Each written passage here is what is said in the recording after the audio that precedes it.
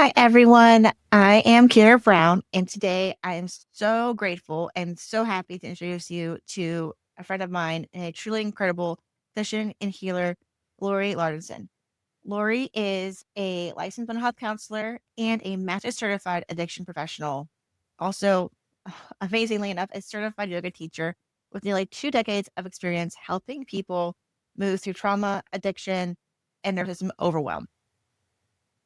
What I love most about Lori and the way she works is she blends evidence-based therapies with yoga therapy, EMDR, DBT-informed skills, somatic practices, and even aromatherapy to help to support the whole person, mind, body, and spirit. So she's really good and really focused on helping the whole body.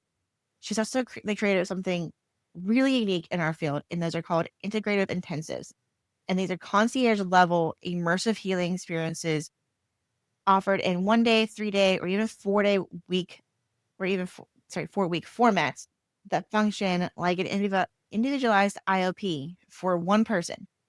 They're designed for high functioning professionals, people stuck in trauma or addiction loops, and those who have tried traditional treatment without seeing the lasting change that they were hoping for. So this is like really good for people that really want to get in, do the work really quickly, and heal from their trauma, their addictions, what have you.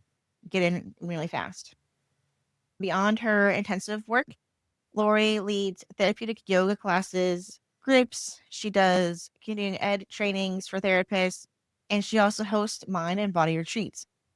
She's super passionate about helping people find calm, clarity, and connection so they can step into a more grounded and aligned and empowered version of their lives. So, without further ado, we're going to dive into today and you can meet her and hear her wisdom through her words and just get her take on how she works with individuals. So, I can't wait for you to get started. And also, there's a little tweak to this recording. We, instead of having the usual side by side that I usually have, I was speaker review. I didn't realize it. And so, after the recording wrapped, so don't mind the little glitches, but everything else is like really great. And I can't wait for you to meet Lori today and get to know her and her amazing soul. So let's dive in. Hi, Lori. Thank you so much for joining me today. You're very welcome. Thanks for having me. Of course. So I guess everyone, whenever we start, what brought you to being a therapist?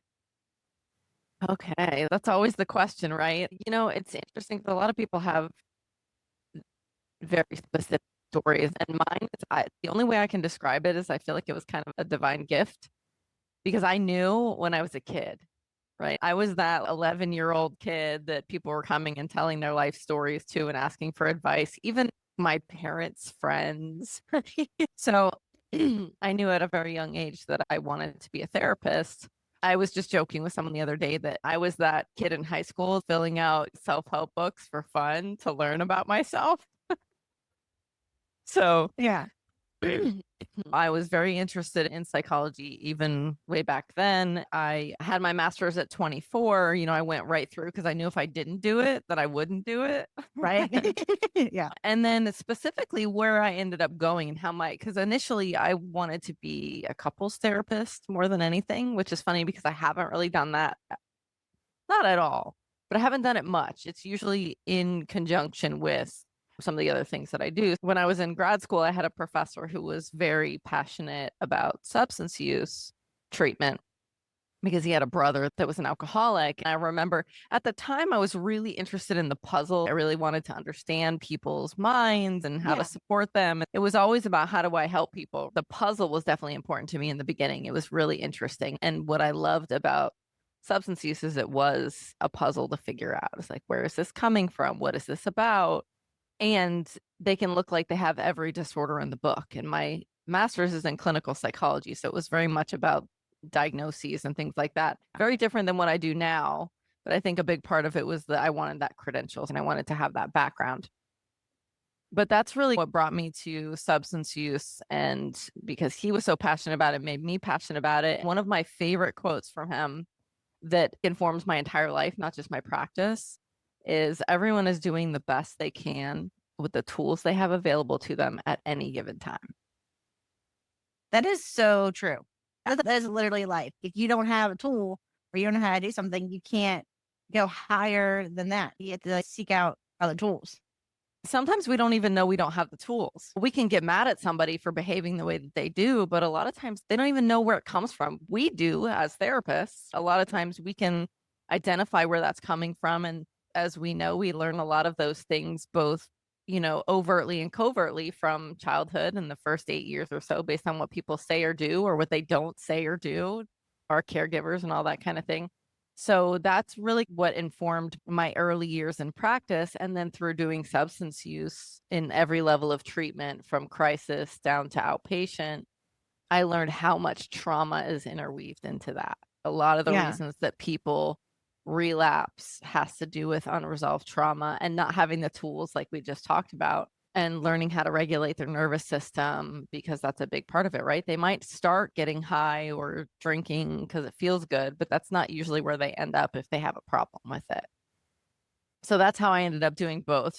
My primary practice is usually substance use and trauma together.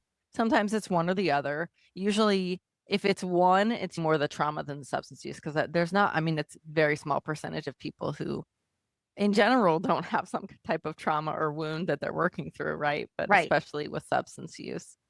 I've been a yogi for over 20 years, but I knew that before I knew anything about the body keeps the score or trauma and the physical body, I was always pretty connected to my physical body. And yoga was a way for me to learn how to regulate my nervous system, connect with mindfulness, and support myself in this work that we do, because it is challenging emotionally. Yeah. People are always like, I don't know how you do that. I'm like, well, I don't know. It comes natural to me. I don't know how you do some of the things that you do. It's like you had a calling from a young age to be in this field, because I was the same way. I knew if I was 12 years old, I wanted to be a therapist because everyone was coming to me for help. Being a yogi, how often are you incorporating that into your day-to-day practice? Personally or professionally? Both. Good question. Yes, is the answer to that question. I've been practicing since college, practicing yoga and mindfulness since college. I became a teacher a little over 10 years ago because I knew that I wanted to incorporate it into therapy, because I recognized that cognitive behavior therapy, or just thinking our way through things or doing affirmations, can only get us so far if we don't connect it to the body, if we're not embodying that experience, because we may not have an intellectual memory of something, but we might have a body memory of it. Right? How many times the hair on the back of your neck stands up, or you react to something in a visceral or a physical way. You have anxiety, or you have this tension, and you have no idea why you're responding that way. Your average person might not have that understanding, and it's because our body knows, our body keeps the score. So I would say it's interwoven into everything that I do, both personally and professionally. Mindfulness is a practice that I teach and practice every day, and one of my philosophies is not, it's great to be able to sit and do yoga for an hour or meditate for a long period. But what's more important is how we incorporate that into what we're already doing. Yeah. Because most of us are like, oh, it's just like one more thing I have to do. Right. Yeah. That's like something that my clients say, that same thing. Like, I don't have time for this. I'm like, okay. Yeah. Like, yeah, like problem solve that. Yeah. Yeah. Until your body forces you to make time is Right. usually how that goes. Right. As I tell them, it's like you either make the time now while you're still healthy and whole, or you wait till you get really, really sick and you have to do something you don't want to do. Yeah, absolutely. And I work with a lot of busy professionals, people either in our field or in similar fields as clients. The higher functioning we are, the more challenging that is. I love being able to teach them how you can weave that in, do what I call a 4 bodies exercise, where we check in with all parts of ourselves, physically, emotionally, mentally, and spiritually. That can be done in 30 seconds. If you recognize something's going on in those places, it's all information. It offers you the opportunity to look at, what do I do here? Right? Yeah. That's so cool, isn't? And I've been getting more into the whole, I'm really big too. Like, the mind and the body have to be reconnected. Like, you can't just be all in their minds all the time, because you can logic away almost anything, but if you don't connect to your body, it's not going to make lasting change. And I think for me, the biggest thing is how awesome it is. Like, a lot of professionals in our field are finally getting on that bandwagon and realizing, oh yeah, CBT is just one facet of it. It can't be everything. So many insurance companies and agencies want us to only use the logical stuff. It's not the only way. And the great thing about being in private practice is you can make our own, we can incorporate cool things like yoga that you can't do if you work at an agency or like other practices sometimes. Right. And the beautiful thing is that they are starting to catch up a little bit. Now, I don't take insurance directly because I don't want insurance to dictate how I support my clients. I have a philosophy, evidence, and explanations for everything I do.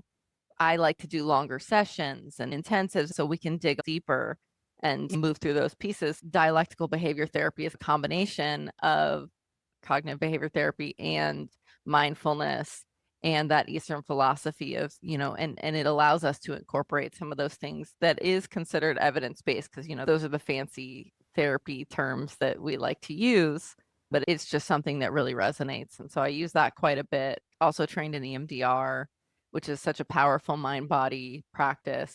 Evidence to that. And there's also, I think, like an art and a I don't know if philosophy is the right word, but there's a dance to it as well, right? There's just so many things being a therapist is that we want to look at the things that have evidence behind them, philosophy and things like that. But it's also a dance we get to do, and it's a journey we take with our clients, which is one of the things I love. I always feel honored to be part of someone's healing journey. Yeah. I was talking to someone about this before too, like the whole evidence-based thing. It's like, okay, which evidence are you looking at? Are you looking at Western evidence? Are you looking at Eastern evidence? Right. And like, they're both valid. Unfortunately, we are in the Western world. So people are like, well, we don't want to listen to the Eastern side of things, even though they have very valid methodologies and ways of helping heal people that have been And around they've for thousands of years, a yeah. lot longer than the scientific method that creates our evidence has been around. I've started to adopt that ideology as well. This stuff has been around for thousands of years, and it wouldn't be sticking around if there wasn't some like legit reason for it. And Absolutely. yeah, and, like I think it's really cool. Like the yogi piece, I think really pairs well with like DBT and the EMDR. That it's like definitely the mind body stuff. Let's do like breath work in general, especially with doing yoga because it's really much with following the breath and getting the breath really deep. Mm-hmm. And it's so cool to have that pairing too. Yeah. One of my therapists, one of the things that stuck out that she said to me, your breath is your emotional digestion. I always That's thought that was really powerful. that's really powerful. I've never heard it put that way, but yeah, it's so Yeah. true. Yeah. When I'm doing EMDR and processing with a client, when I have them take a breath and see what they notice, I'm like, this is your opportunity to digest what's happening in the moment. Yeah. And it's definitely really powerful. And the joke is, people say to me, especially if they've never done yoga, oh, are you going to try to make me twist like a pretzel? And I'm like, well, not unless you want to do that. But my philosophy, I mean, people see what they see on Instagram or they see what they see in sometimes even community classes, which is generally the hot, hard yoga that's moving really fast. The types of yoga and yogic philosophy that I teach is based in therapy, right? It's therapeutic Yeah. based. It's trauma informed, which is about an invitation. It's about an opportunity to bring the yoga to you instead of you to the yoga. Bringing you to the yoga is twisting like a pretzel. Bringing the yoga to you is how does this resonate in my body? How does this feel for me? And especially for someone who's had trauma, it's about reestablishing agency within their own body, that I get to decide what happens to my body, right? It creates a sense of power, taking your power back, a sense of confidence, and an opportunity to befriend your body and perhaps even begin to feel safe in it again, because a lot of people with trauma don't feel safe in their bodies. So they disconnect, right? We live from Yeah. the neck up, as I like to say. That's so true. I see that a lot with my clients. I work with a lot with trauma. A lot of them are childhood abuse survivors. And so it was a pretty horrific abuse. And like, I was like, okay, so like, let's breathe into it and tell me how your body feels. And they're like, no, I'm like, just breathe into it. It's okay. I'm right here. I got you. And they like slowly do it, but definitely like getting them past that initial fear response. I'm not going here. This is uncomfortable. I was like, yeah, it's going to be uncomfortable for a little bit until you start listening to your body again. It's so important. Yeah, absolutely. We may not do a yoga practice as people would see it in a session. Most of my sessions are minimum 90 minutes, right? My normal ongoing therapy is 90 minutes. So we have lots of time and opportunity to do that. But it might just be a movement here and there, a little flow, an invitation to connect with your body when they have that level of tension, right? It's people are like, oh, meditation would be so good for you. It's like, yeah, but if I can't sit still, or if I'm so wound up and my mind is so wound up, that's not likely, right? Yeah. So maybe we can do a little movement. Maybe we can do a little spinal extension and rounding and see what that feels like and start to explore what it feels like to connect to the body within whatever feels appropriate and whatever feels accessible to them in that moment. And that may take sessions. I love teaching other therapists about doing that too, because you don't have to be a yoga teacher to invite them to explore within their body, to do different breathing techniques, to, connect. How does this feel in your physical body versus what are you thinking in your mind? Have you ever done any speaking engagements or presentations, like any of the addictions on like how you incorporate with the yoga and with the addictions? Yeah, that's something that I'm exploring doing more of. But I did last year, I did a continuing education presentation, a little 3-hour workshop or 2 hours. I think it was 2 hours. I say three because we need at least three probably. Workshop teaching like yoga skills for therapists. So teaching them how to incorporate different breathing techniques. I love using sound. Okay. It's that's comes from more, the overarching umbrella of yoga, hatha yoga that came from the East. And then there's different styles underneath that, like vinyasa, kundalini, and Bikram. Some of the breath work in those pieces come a little bit more from the kundalini tradition, stimulating or releasing energy. I do a lot of sound because sound connects when we're making our own sound, especially connects directly to the vagus nerve responsible for relaxation. So teaching clients just that simple, even if it's something as simple as humming, although in yogic terms, we call it bee breath, right? Okay. Where we Yeah. stick the tongue to the roof of the mouth and we make the sound NG like a bee on the exhale. Ah, that sounds really cool. Yeah, it's really Yeah. fun. Because whenever I think of sound healing, I think of the sound baths. I've had a sound bath before, and that Mhm. was just such a cool experience. Yeah.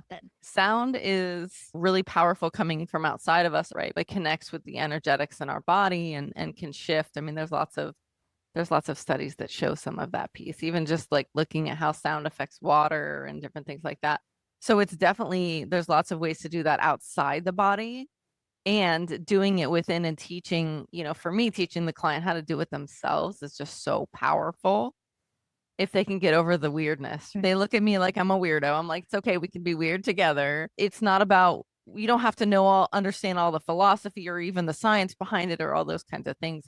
It's about that felt experience because we can Right. talk about it all day long, but if you don't experience it, you're not going to buy into it. You're not going to, probably do it. You might try it out for me because I'm saying it's effective for a little while.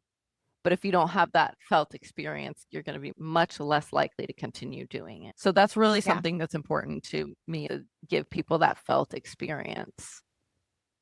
It's kind of like how whenever I've explained hypnosis to some of my clients, they're like, well, are you going to make me do things that I don't want to do? I'm like, no, I can't make you cook like a chicken or like do something that you normally wouldn't do. It's just another way of getting your mind out of the way, like turning off your Yeah. logic mind, getting you back in touch with your body, and letting you feel relaxed for the first time in years. Even we just do like a straight relaxation, and it's just like they can be still for 45 minutes. It's Holy huge. crap! When was the last time like they haven't been still for that long in a long time? Yeah, absolutely. It's so powerful.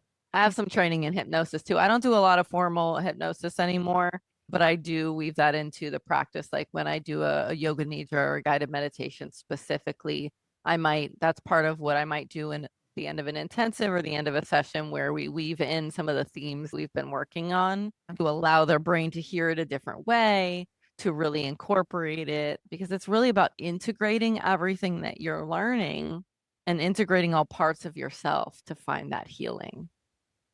Yeah, that's really cool. Where did you learn your hypnosis stuff from? I did an Erickson hypnosis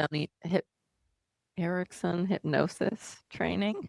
Erickson, that's the word I was looking for. I was like, words are hard right now.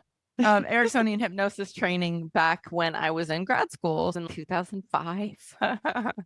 I also went to the, oh God, what's the name of that conference? The Ericksonian conference. It's the Evolution of Psychotherapy Wow. conference in California back then. I think it was in 2005, the end of 2005. I just got a notification on Facebook about it again, so they're still doing it. So that was where I did my hypnosis training with a mentor, a couple mentors of mine. And so I did that before yoga teacher training, any of those things. So all the way back then, I'm very intuitive. So intuitively, I knew it was effective. I knew that connecting with the body and getting the mind, right, the conscious mind, the intellectual part of our brain out of the way so that our more intelligent unconscious mind, the higher self, however you want to look at it, has all of our memories and experiences and the knowledge to help us heal in a deeper way. Yeah, that's so cool. So whenever I got my training through like the National Guild of Hypnosis, and just like learning the history of hypnosis was like so crazy because like Carl Jung was using like hypnosis and tarot himself. I'm like, this is so cool because like you don't learn that in grad school. Well, I didn't. That like, he's using No. these things, and it's like Yeah. just like so cool to see what is left out of certain things because it's Mhm. not mainstream, but still like Mhm. super effective. And it's just like, yeah, I love like you've had like all these different experiences too. Yeah, I definitely feel pretty blessed. I'm a seeker of information, so I'm always looking. Sometimes I have to temper myself because I want to learn all the things about all the things, right? So I have to rein that in a little bit. But the most important thing is meeting a client where they are, whatever tools that we can use to connect with the client, right? Because the relationship is most important. So whatever tools we can use to connect with them, to meet them where they are. I use a lot of motivational interviewing in my practice. So it's about how, where are we at? And specifically with substance use, I tell them my only rule is that you don't come high or drunk to session. It's like, because if you're coming higher drunk to session, then that means we just need to do a little crisis intervention and figure out, okay, are you safe?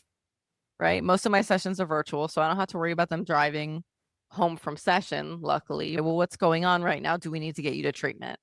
Or, how can we get you there? Because we're not going to be able to have a productive conversation if you're higher drunk. But other than that, I'm going to meet you where you are. And not everybody is able to manage that. And I think that's one of the blessings of my experience because I've been doing this for like 20 years. I've been in high risk situations. I've worked at a crisis center, all those kinds of things. So not a whole lot surprises me. I think I can be the calm in the storm in a lot of ways for people that is I appreciate, and it's a gift, I think. Yeah. Well, so you mentioned like your intensives a little bit ago. So like if someone is coming to you like drunk or high and like you want them to get treatment, do you have like as it's like your own version of rehab or detox that you also do? Yeah, that's a really good question. Well, obviously I'm not a doctor, so I can't do the actual detox part. I'm going to do an evaluation and I'm very open to, like, I always tell other therapists or other professionals, if you're not sure, just send them to me. I'll have a conversation because I have done interventions. I have done all of those things. So I can help them figure out what's really most important. But as far as my intensives go, my primary intensive is generally 3 days and it's 3 hours for 3 days in a row. Sometimes we spread that out with an initial 90-minute session and a follow-up 90-minute session. That includes all of those things that I talked about, like yoga therapy, EMDR. These are fancy therapy terms. So if your average person doesn't understand that, certainly you can reach out to us for more information. Some of those are buzzwords now. We know what EMDR is, we know what DBT is, we know what yoga therapy. But really the most important thing is relapse prevention, right? It's what does that person need? And how can we move the needle for them more quickly, more deeply? Traditionally, substance use treatment is very group-based, which is very effective and helpful unless we need to get underneath to some deeper stuff. There's not always the opportunity for that. So that's where I think intensives can be really helpful. And if we're looping in the addiction over and over again, if we're looping in the trauma over and over again, then this is a way to get to a deeper level with that. If I have somebody come to me that is still drinking or using, I'm going to assess where they're at and whether it's safe, right? Because there are certain things that are not safe to detox on your own. If Right. you're drinking at a certain level, alcohol and benzodiazepines like Xanax, Valium, Librium, Ativan, Klonopin are not safe to detox on your own, right? Because you can have things like seizures. Those are the two that you can actually die from withdrawal. Opiates, you might feel like you're going to die, but you're not likely going to unless you have other medical complications. So I'm going to assess that first. And then I have a few psychiatrists and medical doctors and addiction medicine specialists that can help me with that. I have brought in a team of people for someone who wanted to detox at home when appropriate, right? When it can be done safely. I have other professionals that I work with, like someone who can do mobile IVs that can help with some of those symptoms, make sure they're hydrated, and help with the detox symptoms. And of course, massage and other things that work together. It's how do we meet that person where they are? Some people don't do well in that type of environment. And the treatment environment, it's wonderful. And we've done a lot of great work over the years, but it's not a one size fits all situation. I have offered an intensive outpatient treatment for one person where we do 3 hours, 3 days a week, just like in a group therapy situation for that level of care, but do it for 4 weeks in a row. I'm going to teach them all the skills they're learning in that, but also be able to go deeper with whatever trauma work they need to do and help to connect mind and body with some of that information so that they can hopefully break that cycle a little bit more deeply. Doesn't mean we're going to fix it all in a month, just like going to rehab, but it can really move that process. And I've seen a lot of people have really great results with nightmares, flashbacks, staying sober, things like that. That sounds amazing. How'd you decide like that was like your format of treatment that you wanted like really like narrow into? Well, a few reasons. I mean, I've been virtual. Excuse me. I always joke that I was virtual before it was cool because I did it before the pandemic. So, as a yoga teacher, I've led several international retreats and more local workshops and retreats. That style of therapeutic intervention, because at that time it wasn't really therapy, can create such profound change in an environment that feels less daunting or clinical. I really love that. I like virtual because I can be portable and I go anywhere, but I also like being in person. I mean, and intensives can be done both virtual and in person. And I've done them in home, like the one where I had to bring in the doctor, it was in their home. So I started doing that about a year and a half ago. It's fairly new to me, but I love the intensity of treatment, the intensity of rehab and the connection, even working with a team of other professionals. But I like to do it my way. Just like you're in charge. Like the doctor. I'm in charge. Obviously, really the client's in charge, but I'm going to help them in a deeper way. Having all of that knowledge and skills allows me to do that in an unconventional way, in a way that a lot of other people won't. There are definitely other people who do intensives, and I'm connect with other people who do that so that, I get that support and consultation to make sure I'm on the right page. I love the intensity, and I would rather see one person for a longer period of time and help them make deep changes in their life than the hour by hour seeing one client after the other kind of thing that we've done in other situations. So that's why I still do some of that, not really an hour, it's mostly 90 minutes, but I love seeing people on an ongoing basis too. If you were to say to me, I've got this client that's a little bit stuck, or I'm working with them on trauma, but they've also got some substance use stuff, and that's starting to show up because we're working on the trauma. You could send them to me. We could do intensive work specifically on those pieces, and then I can send them back to you to continue that work. So that's one of the ways I love working with other professionals in that way, so that I can do the things that other therapists might not want to do, or they might not have those skills or the time. I can also see them on an ongoing basis when necessary and appropriate. I don't know if I would have a completely intensives only practice because I like seeing people on an ongoing basis. And a lot of the people I work with have complex trauma and substance use and things like that. So they're going to be seeing therapists for a while, right? Even if we did a full month of intensive, that's probably like a year of therapy in a few weeks. But they're still going to need that ongoing support because it is a lifelong challenge. They can do a lot of growing, but having that support is important.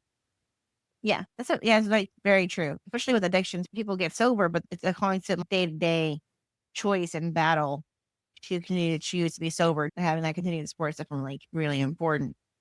Yeah, for sure. I mean, and the goal of long-term therapy is that that's not the first thing I think about all the time, whether or not I can stay sober, right? That to me, that's the goal, is hopefully you get to a place where it's so incorporated into who you are that it's not an ongoing battle. It's important to be aware and not put yourself in situations that can be challenging, especially if you have a high risk situation. A lot of people will relapse, even if they've been sober for a long time, when they lose someone they love or some kind of trauma shows up or whatever the case may be. So having the tools is really important. But specifically, a lot of people don't necessarily have those tools. Someone who grew up in an environment with substance use and their family, clearly their family didn't have the tools to teach them how to properly deal with their emotions and communicate and those kinds of things, which substance use is really quickly and easily going to manage that for you, right? If I don't want to deal with how I'm feeling, this will numb me out a little bit or make me feel different. That's really the piece. It takes time. It takes a minimum of 90 days for the brain to do a significant amount of healing. Even if we do an intensive or hypnosis with someone and we can, it creates those new neural pathways for the brain to change. But that integration is really important and it can take some time. Continuing that treatment in whatever way makes the most sense is so important. Sometimes we forget that. Yeah, that is very true. And I always felt like it was 30 days to break a habit and make changes. And it is like 90 days. You can do something for a month really hard and go all out. After the month is over, people are like, okay, I did it for a month, I'm good. And then they stop. But you're right. The more you stay consistent with it, the longer lasting the change will be. Yeah, I mean, it's a 30 days or like the 28-day program, right? There's some research on that and why it's effective because it gets you started. If I have a client who's not sure if they have a drinking problem, I might suggest they try 30 days. Either you just have one a day for 30 days or you don't have any or two or whatever. We work that out together. So that might get them started, but the research demonstrates that it takes a minimum of 90 days for the brain to do a significant amount of change. I like to tell my clients that because it's not just for substance use, it's for anything. If we're learning how to communicate in our partnership differently, we're going to make mistakes. We're going to lash out when we want to communicate better and those kinds of things. So recognizing that it takes that consistency of doing something different for the brain to do something different consistently is important. And that's the minimum. Really, it's more like 6 months or 90 days is scary enough for people sometimes. So we start with that. Like, let's just see what we can do in 90 days. And that might look like, I mean, they talk about that in the substance use world as far as detox, rehab, partial hospitalization, intensive outpatient, and then outpatient because that's usually at least 90 days of treatment right there. But it's really just about 90 days of some type of treatment and support that could be outpatient. That includes things like meditation, exercise, and all of those pieces, because all of those things help to change your brain. Yeah, that is so true. I don't know. I wish there was like a little bit, there might be, but I don't know, if like something like what you do in Pennsylvania. But I haven't seen anyone offer anything like that up here. Yeah, I feel like I can certainly check in my group since I'm in Florida, if that wasn't clear. Florida is also a retreat destination. I have had plenty of clients come and do an Airbnb, and I'm actually developing relationships with some local Airbnbs so that I can help facilitate that. Oh, nice. And we can do the intensive there at the Airbnb. So it's like their own little retreat away from life to learn some of those skills to do some of that deeper work and then go back. Because again, as I'm only licensed in Florida, I can only do therapy with people who are in Florida, but they can come and do a 3-day intensive and then go home and continue with their own therapist or whatever the case may be too. So that's definitely an option. I think it's really cool. I did a hypnosis retreat this past weekend and it's just an hour away from me. But even getting out of my house and doing something like that was still super cool and super healing. So I can only imagine actually going down to Florida, being in the sunshine and having the ocean air around you, all that deep healing, like nature was so cool. Yeah, absolutely. I mean, when I do mindfulness type yoga retreats, that's one of the things we look at. It's not just about the formal therapy piece, it's the experiential piece of that as well, right? The movement therapy. So that's where, when I was saying before, I can bring in other professionals for people. We can bring in somebody to do sound healing. We can do some therapeutic yoga on the beach. I teach twice a month on the beach, just more for fun than anything else. Clients can come, anybody can come to that. We can get them a massage therapist, Reiki, or any other modalities that feel nourishing to help integrate all of the information they're receiving into experience. What I like to call passive therapy, where it's just like, you help me feel good. We can do that as well. That is so cool. Has anyone ever done like the whole like experiential thing where they had like massage or Reiki, all the things at once with you? I've had not so much someone coming to a retreat yet, but when I've done it in people's homes, I have brought in acupuncture, IV therapy, and different things like that for them, along with like the medical doctor and things when they need it. Sometimes physical therapy if they're a little bit older or if they've been using to the point that their body's not working so well or they have chronic pain or chronic illness, things like that, then we can bring in those people to support that as well. That is so cool. I feel like if you have your own little retreat sanctuary, you can have all these people come to you. It's it'll be like your own little, almost like your own like, little rehab retreat, but not so clinical. That'd be so cool. Yeah. Yeah. I mean, listen, that's the goal. If I can have my own retreat center, that's on my agenda. But right now, it's finding places that are conducive to that, that are local here. There are plenty of those because we're 15 minutes from the beach here in South Florida. So there's definitely lots of options and opportunity for that for whatever people need and however I can support them. Like I said, I'm pretty flexible and I've done a lot of things for a long time. So it's what's going to work best for that client and how can we truly create an individualized treatment plan, right? Because a lot of people say that they do that, but it's still based on some very like in the box rigid things. And I think that's one of the things that I do a little bit differently is that I'm willing to be outside the box and figure out, you know, what are other ways that we can do that. Of course, still within the clinical framework, there's a lot of evidence behind experiential therapies like movement therapy, yoga, exercise. Rehabs will take people to surfing and do different things. I don't do surfing, but they'll take people to do things like that. And certainly if somebody wants that, I can connect them with somebody who will. I can't be the be all end all for everything. I'm only one person. I have lots of talents, but I can't do it all. I'm happy to support them in other ways and figure out what they want to do and what would be most supportive of their recovery, whatever that looks like. That is so amazing. I just hope the people that are listening, if they know anyone in their life, anywhere in the country that wants to go down to Florida to see you, they'd be like sending you your way. But yeah, even though like I know you can't be the be all end all, but you truly are very individualistic with people.